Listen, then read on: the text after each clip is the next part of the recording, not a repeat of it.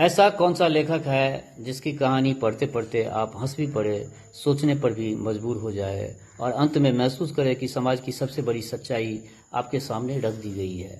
मैथिली साहित्य में यदि किसी एक लेखक ने हास्य और व्यंग के माध्यम से समाज को आईना दिखाया है तो वे है महान कथाकार हरिमोहन झा। आखिर उनकी रचनाएं आज भी यूपीएससी, बीपीएससी, यूजीसी नेट और जेआरएफ जैसी परीक्षाओं में क्यों पूछी जाती है, आइए जानते हैं। नमस्कार, मैं हूं डॉक्टर राजीव मिश्रा और आप देख रहे हैं मैथिली सिनेही। हरिमोहन झा मैथिली साहित्य के ऐसे कथाकार हैं जिन्होंने हास्य को केवल मनोरंजन का साधन नहीं बनाया बल्कि उसे सामाजिक परिवर्तन का माध्यम बनाया। उनकी रचनाओं की सबसे बड़ी विशेषता है कि पाठक हंसते हंसते गहरे जीवन दर्शन तक पहुंच जाता है। पहली विशेषता, हास्य और व्यंग का अद्भुत समन्वय।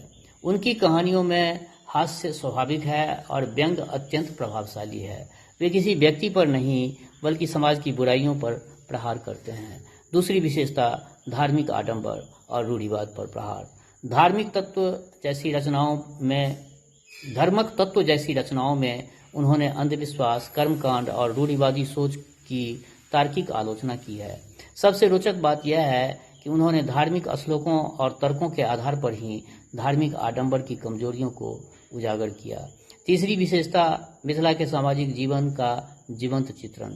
उनकी रचनाओं में मिथिला की संस्कृति, विवाह परंपरा, पारिवारिक संबंध, रीति रिवाज और ग्रामीण जीवन इतने स्वाभाविक रूप से आते हैं कि पाठक स्वयं को उसी वातावरण में महसूस करते हैं।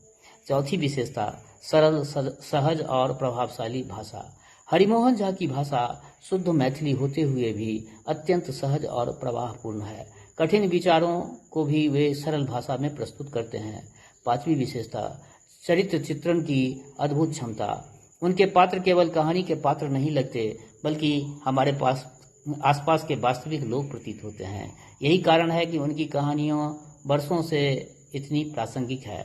छठी विशेषता, मनोरंजन के साथ साथ शिक्षा। उनकी प्रत्येक रचना कोई न कोई सामाजिक संदेश अवश्य देती है। पाठक हंसता भी है और सोचने के लिए विवश भी हो जाता है। सातवीं विशेषता, प्रतियोगी परीक्षाओं में महत्व। इसी कारण हरिमोहन झा की रचनाएं UPSC, BPSC, UGC net, JRF, MA, Maithili तथा अन्य प्रतियोगी परीक्षाओं में अत्यंत महत्वपूर्ण मानी जाती है। साहित्यिक विशेषताओं, भाषा, शैली, व्यंग, सामाजिक चेतना और मिथिला संस्कृति से जुड़े प्रश्नों में उनका विशेष स्थान है। हरिमोहन झा केवल एक कथाकार नहीं बल्कि समाज के सजग चिंतक और व्यंग्यकार थे। उनकी रचनाएं हमें हंसाती भी है, सोचने पर मजबूर भी करती है और समाज को बेहतर बनाने की प्रेरणा भी देती है। यही कारण है कि आज भी उनकी लोकप्रियता और प्रासंगिकता बनी हुई है।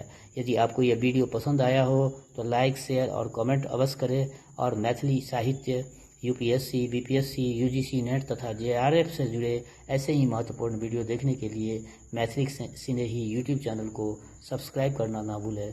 धन्यवाद। मिलते हैं अगले वीडियो में।